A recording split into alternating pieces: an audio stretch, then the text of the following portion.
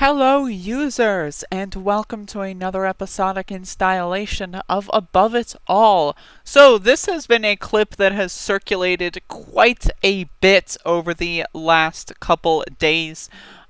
This happened on apparently the 17th-ish. So the last couple days I've gotten numerous requests to talk about this, and one of the problems is when people request my comments and they're on the right wing, they will often post edited clips, things that are very, very misleading. And so I just spent, about half an hour trying to figure out what the actual story was. And to my understanding, I have pieced together the closest kind of details that I can from multiple different news reports. So the clip in question is where, if you see this guy right here, my cursor, this guy is going to come over here and kick this guy in the head, and he is going to be knocked unconscious. So I'm going to play this.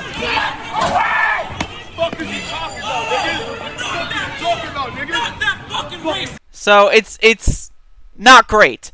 And so the context here was this guy, and whom I believe to be wife or girlfriend, were in a truck driving around very, very conspicuously in circles, like in around protests, and they crashed into something, and then this is when the violence actually began.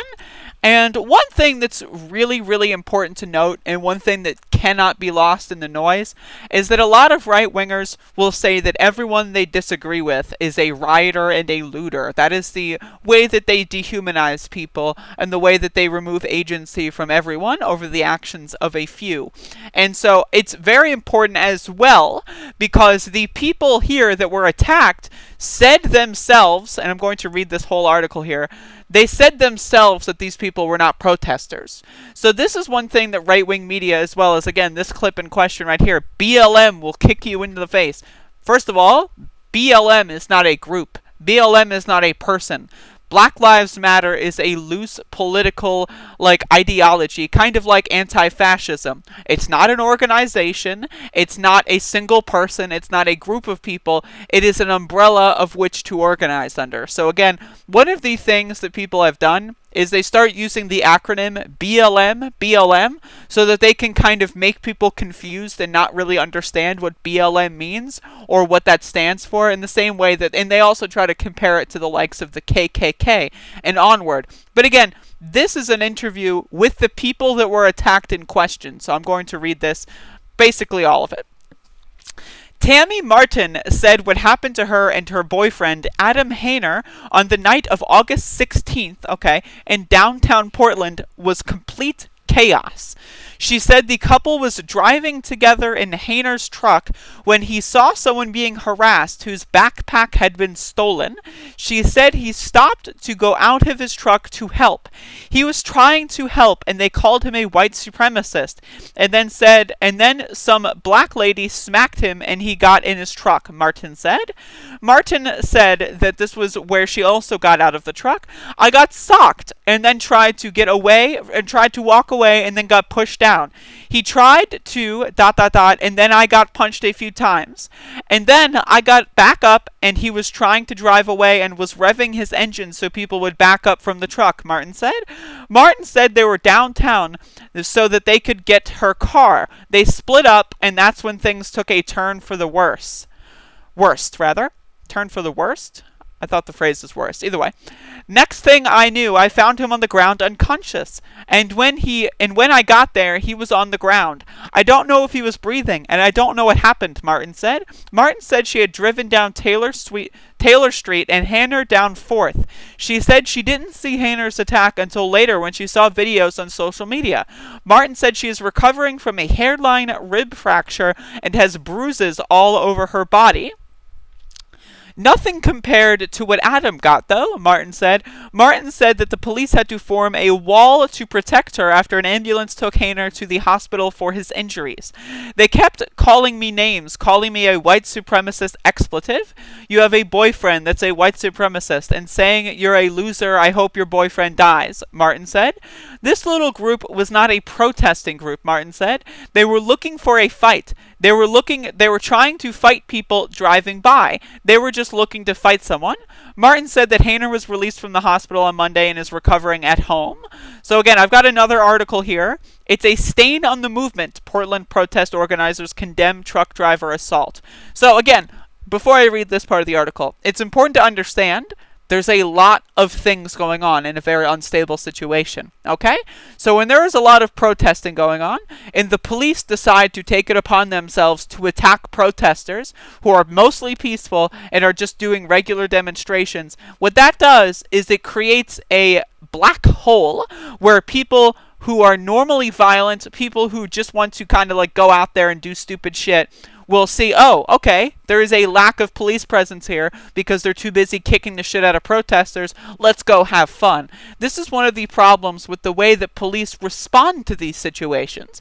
Instead of, I don't know, maybe ignoring the protests and just doing everything normally and just staying away from them, which is usually what they do every now and then the crime rate goes way down, and then all the peaceful demonstrations have no issues whatsoever. The violence only begins at protests when police are there to instill the violence themselves.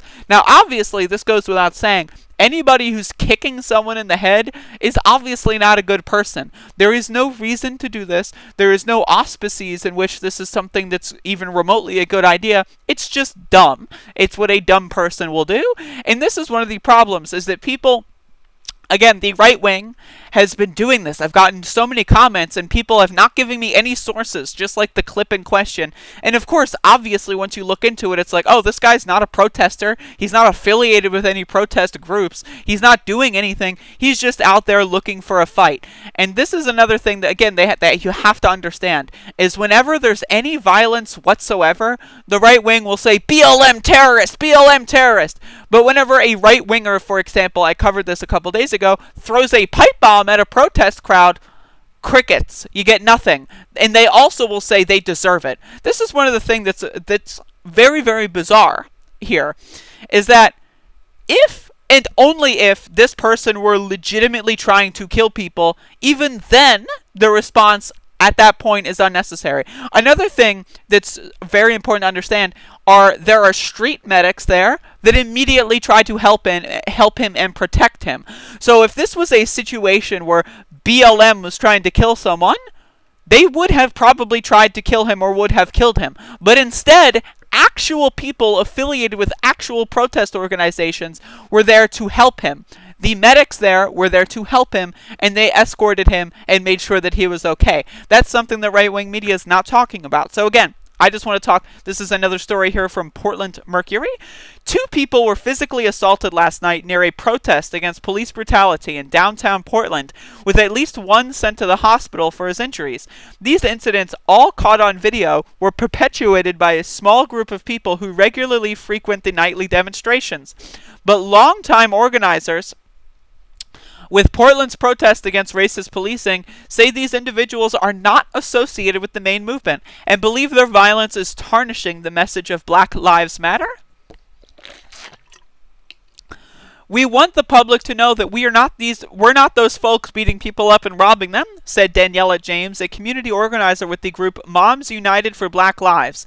It's a stain on the movement. Again, this is something that's extremely obvious to understand. When there is civil unrest, there are going to be opportunists. But again, instead of saying, uniting, like, say, the Blue Lives Matter crowd and the Black Lives Matter crowd, right? Instead of uniting to say, all right, we disagree, but we want to respect each other's disagreements, and we need to unite to take down the opportunists that are taking advantage of the situation. Instead of that happening, because of which, again, of course, the Blue Lives Matter pro-cop doofuses are just really just sickos and psychopaths. Instead of actually making the intelligent distinction between people that could be classified as rioters and looters, they claim anyone I disagree with is a rioter, anyone I disagree with is a looter, which again, it's like calling anyone who says something, it's like saying, if you disagree with Hillary Clinton, you're a sexist. That tarnishes the label of sexism by using it in such a flippant manner. But again, right-wingers don't care about that. The thing you need to understand here is right-wingers will weaponize everything in their arsenal to make you second guess yourself. They don't care about rioters and looters. They don't care about law and order. They don't care about nonviolence. They don't care about free speech. They will use those things because they know that people, normal people, and also protesters really do believe in that kind of stuff. And so they will weaponize those things in order to promote their agenda of a fascist takeover. Now, again, there are rioters and there are looters, but to claim that every protester is a rioter and every protester is a looter is just stupid. Again, it's the same shit of like when people call Hillary Clinton opponents sexist, right? It's the same thing. Or when people say, oh, you're criticizing the nation state of Israel, you're an anti-Semite. It's the same thing. It's flippant and dumb. Okay, so let's go on.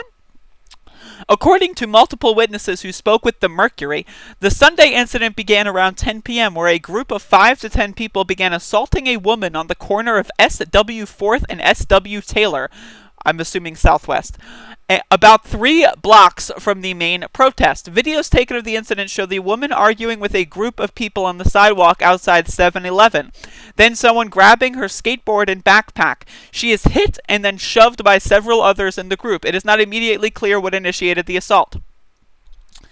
Other videos capture a man attempting to de-escalate the assault, but being told to leave. He eventually drives away only to crash his truck near the intersection of Southwest Broadway and Southwest Taylor.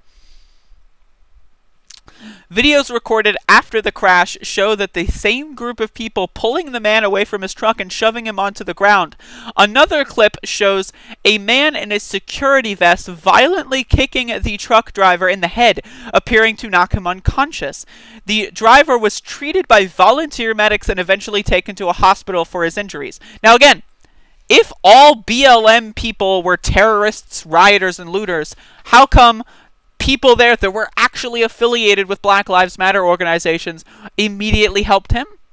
Again, these people cannot make the distinction because it's not in their political best interest. Nuance and actual analysis is not something that they are capable of. And that's what, again, I need to drill this point home. Because they will weaponize all of these stories, any one of these things, and they will use it to attack people that are vulnerable for no reason. Now again, I routinely and soundly condemn all this kind of violence. But again, if you're going to send me an edited clip that just shows this with no context, there's no way for me to know what the reason is. There's no way for me to know what's going on, who's right, who's wrong, okay?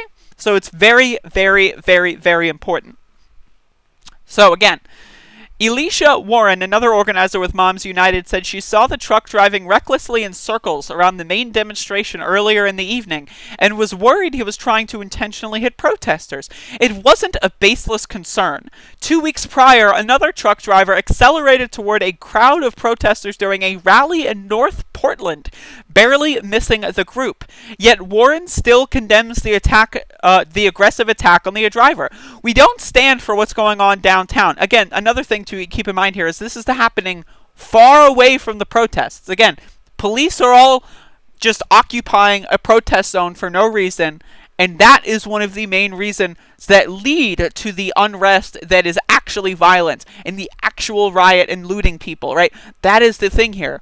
Now, again, you're going to see right-wingers combat with this with, oh, but you want to defund the police. Defund the police is about using resources efficiently.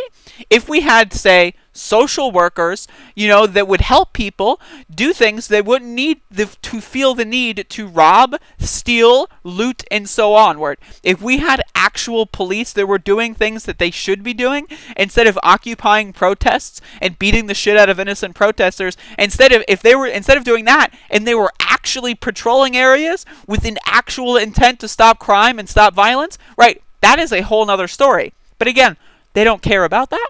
They are only here to weaponize and promote the agenda of fascism. We don't stand for what's going on downtown, said Warren, referencing the numerous attacks by this specific group of protest attendees. The violence with the folks who are not with Black Lives Matter are taking away from the narrative. This wasn't the first time James and other longtime organizers. I don't understand how typos like this can exist in media outlets. I really don't.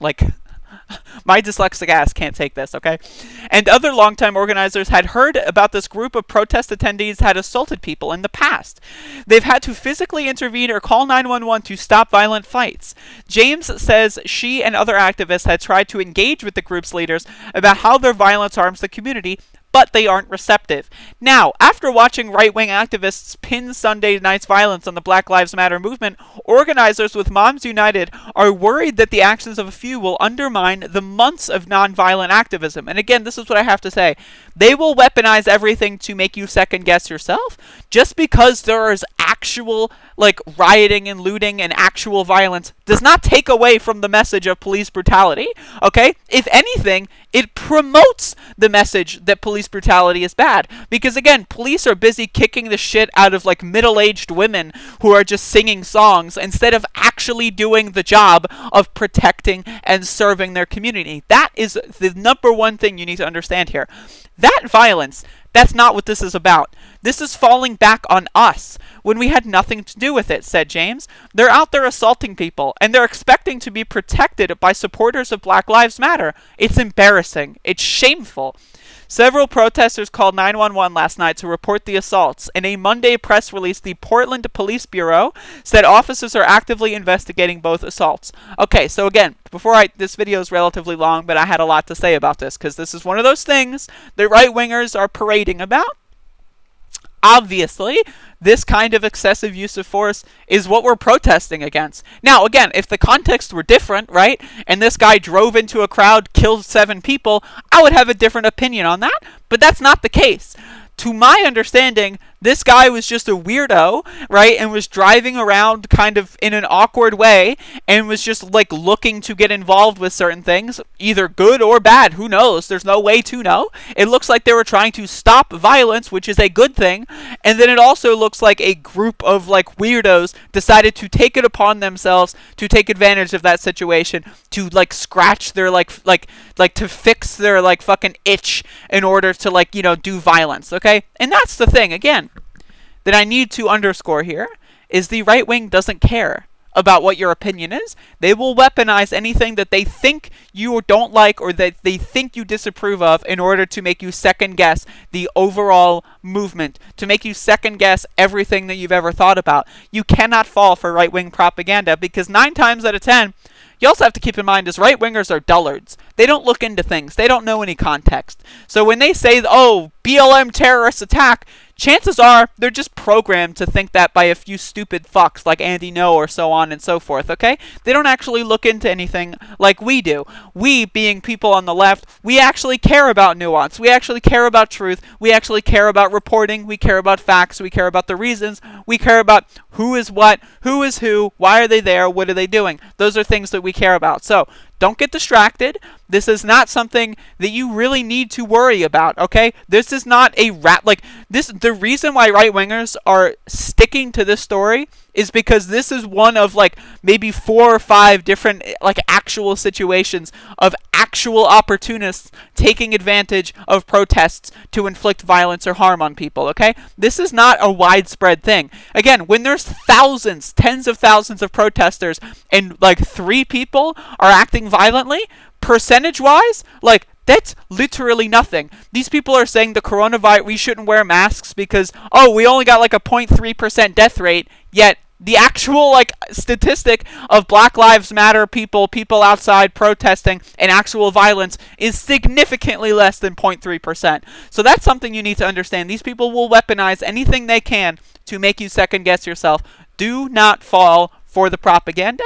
Thank you for watching. Spread this information. I'm going to link all these articles in the description. Thank y'all, and y'all have a good one.